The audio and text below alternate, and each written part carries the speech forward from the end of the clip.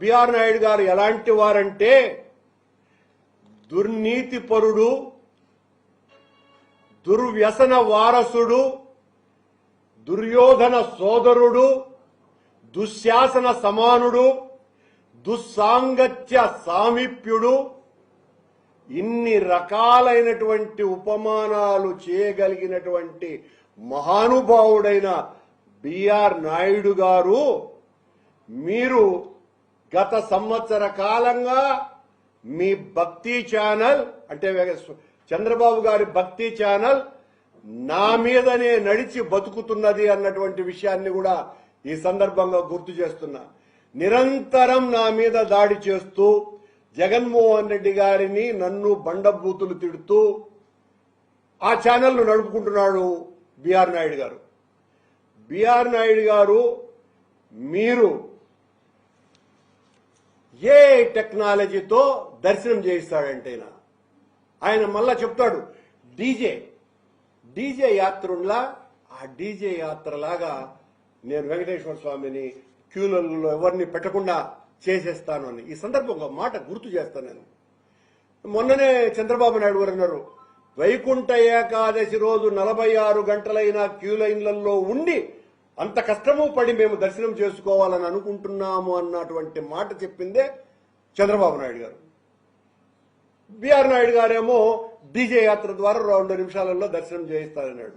కానీ నాయుడు గారికి ఒక విషయం చెప్పాలా, మన పురాణ కాలం నుంచి అది ఎంత మహానుభావుడైనా మహారుషులైనా అది వాల్మీకి దగ్గర నుంచి దుర్వాసుడు వరకు హిరణ్యకశిపుడు లాంటి ప్రతినాయకులు కూడా శ్రీ మహావిష్ణువును శివుణ్ణో దర్శించటం కోసమని వేల ఏండ్లు తపస్సు చేసి శరీరమంతా కుష్కింపజేసుకొని ఆ బాధలో ఆర్తిలో అప్పుడు స్వామి అనుగ్రహించి వాళ్లకు దర్శనమిచ్చినాడు. ఇప్పటి వరకు ఏ ఒక్కరు కూడా స్వామివారి దర్శనానికి ఇంతసేపానని వేచి ఉండేదని తరతరాలుగా ఏ ఒక్క భక్తుడు కూడా ఆరోపించలా. మీరు చేయాల్సింది క్యూ లైన్లలో సరైనటువంటి సదుపాయాలు కల్పించాలే గాని ఏ దర్శనంతో లోపల గర్భగుడిలో దీపాలు మాత్రమే వెలుగుతాయి, అక్కడ లైట్లు వేస్తారా బిఆర్ నాయుడు గారు? ఇంకా మీ ఏ టెక్నాలజీతో అక్కడ దీపాలు ఆర్పేసి ఏ టెక్నాలజీతో మీరు లైట్లు వేస్తారా అని అడుగుతున్నా. ఇలా ఒకటి కాదు, ఈయన గారి ఆలోచనలు నన్ను అంటాడు, వాడు ఒక పరంబోకు, వాడు ఒక పరమనీచుడు, వాడే మొత్తం దోచుకున్నదైతే నిరూపించవయ్యా, ఛాలెంజ్ చేస్తున్నాను కదా. నువ్వు ఏ రోజైతే మాట్లాడుతున్నావో ఆ రోజు నుంచి ప్రతిరోజు ఛాలెంజ్ చేసి మాట్లాడుతూనే ఉన్నా నేను. నాకు అనుమానం కూడా, అసలు బిఆర్ నాయుడు గారు మనలాంటి వ్యక్తేనా లేక పూర్వ మానవుని అంశతో ఇంకా కొనసాగుతున్నటువంటి వాడానని. మనమందరము కూడా సేపియన్ జాతికి సంబంధించిన ఒకే డిఎన్ఏకి సంబంధించినటువంటి వాళ్ళం. బహుశా బిఆర్ నాయుడు గారు మన డిఎన్ఏ కాకుండా ఉండిన నియాండర్తల్ గాని డెనిసోవిన్ జాతికి గాని చెందిన వ్యక్తి అయి ఉంటే తప్ప ఈయనకు ఈ రకమైనటువంటి ఆలోచనలు రావు. ఈయన దయచేసి శాస్త్రజ్ఞులు బిఆర్ నాయుడు గారి మెదడు మీద ఐన్స్టీన్ మెదడును పరిశీలన చేసినట్టే ఈయన మెదడు మీద కూడా పరిశీలన చేయవలసినటువంటి అవసరం ఉన్నది. బిఆర్ నాయుడు గారి మెదడుని ఇంత వింతగా మాట్లాడుతున్నటువంటి వ్యక్తి బిఆర్ నాయుడు గారి మెదడుని మ్యూజియంలోను బిఆర్ నాయుడు గారిని జూలోను ఉంచవలసినటువంటి అవసరం భవిష్యత్తులో ఖచ్చితంగా ఉంటుంది అన్నటువంటి విషయం తెలియజేస్తున్నా. చాలా సులభంగా దర్శనం చేయిస్తానంటున్నారు కదా, మరి 100 మైళ్ళ నుంచి కాలినడుకున్న వెంకటేశ్వర స్వామి దర్శనానికి వచ్చేటువంటి వాళ్ళకందరికీ కూడా తలా ఒక పుష్పక విమానాన్ని కూడా ఏర్పాటు చేయండి బిఆర్ నాయుడు గారు. ఎవరికి శ్రమ లేకుండా కొండకు చేరుకుంటారు. ఒక్కరు కూడా కాలినడకన అలిపిరి నుంచి చాలా ఇబ్బందులు పడుతూ నడుస్తున్నారు. వాళ్లకు కూడా ఈ రకమైనటువంటి పుష్పక విమాన సౌకర్యాన్ని కలుగజేస్తే వాళ్ళు కూడా చాలా తృప్తి పడతారు. ఈ బిఆర్ నాయుడు గారు వచ్చిన తర్వాత దేవుడి గుడి ఒక ప్లాట్ఫారంగా, రాజకీయ ప్లాట్ఫారంగా మారిపోయింది. ఈయన గారు మరొక మాట అంటున్నాడు, వీడి వెనక ఒక న్యాయాధికారి ఉన్నాడు అని. ఇదే మాట వర్ల రామయ్య గారు కూడా అన్నారు. ఈ న్యాయాధికారి, సుప్రీంకోర్టు న్యాయాధికారి ఒకడున్నాడు అని ఆ మహానుభావుణ్ణి, ఆ న్యాయాధికారి కాలి గోటికి కూడా సరిపోని విలువ చేయని బిఆర్ నాయుడు గారు తన కార్యాలయంలో ఆ గొప్ప మనిషిని గురించి నిరంతరం అనరాని మాటలు అంటున్నాడు అన్నటువంటి విషయాలు అందరికీ తెలిసిన విషయమే.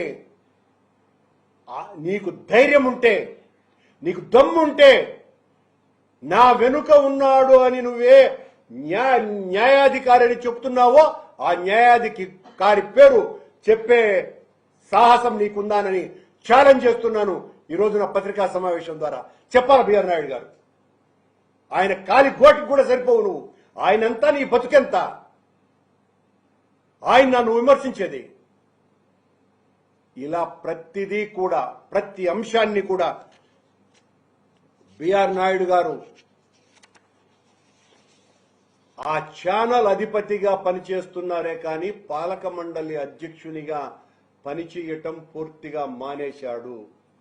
నిన్న ఎక్స్ వేదికలో ఈ దుప్పటాల యొక్క కుంభకోణాన్ని బయట పెడతా 19 నుంచే ఇవన్నీ కూడా జరిగినాయి, కరుణాకర్ రెడ్డి దీనికి కారకుడని కూడా పెట్టాడు. విజిలెన్స్ వాళ్ళేమో 2015 నుంచి 25 వరకు, అంటే నువ్వు వచ్చిన తర్వాత కూడా ఆ దుప్పటాలు కొన్నారు. అది పక్కన పెట్టాడు. అది పక్కన పెట్టి కరుణాకర్ రెడ్డి అని. ఏ విచారణకైనా ఆనాటి నుంచి చెప్తూనే ఉన్నా, ఈనాటి వరకు దేనికైనా కూడా మేము సిద్ధమే.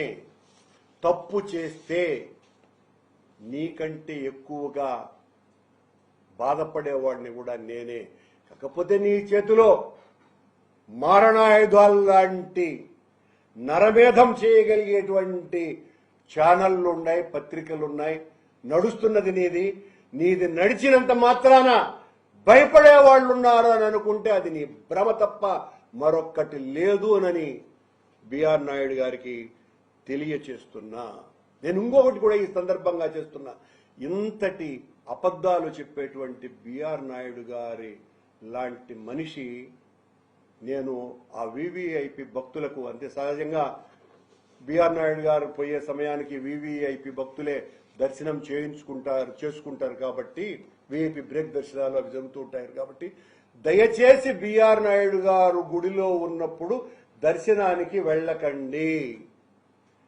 ఇంతటి పాపాత్ముడు ఉంటే నేను గుళ్ళో ఉండను అని వెంకటేశ్వర స్వామి నిజవైకుంఠానికి వెళ్తారు. ఆ సమయంలో దయచేసి ఆ సమయంలో ఎవ్వరు కూడా దర్శనానికి వెళ్ళకండి. బిఆర్ నాయుడు ఉండేటువంటి సమయంలో దర్శనానికి పోయిన మీ సమయము వృధానే. ఆ సమయంలో వెంకటేశ్వర స్వామి అక్కడ ఉండేటువంటి అవకాశమే లేదు అని అక్కడ అర్చకులతో సహా మిగతా అందరూ కూడా చెప్పుకుంటున్నటువంటి విషయాన్ని బహిర్గతం చేస్తున్నాను నేను.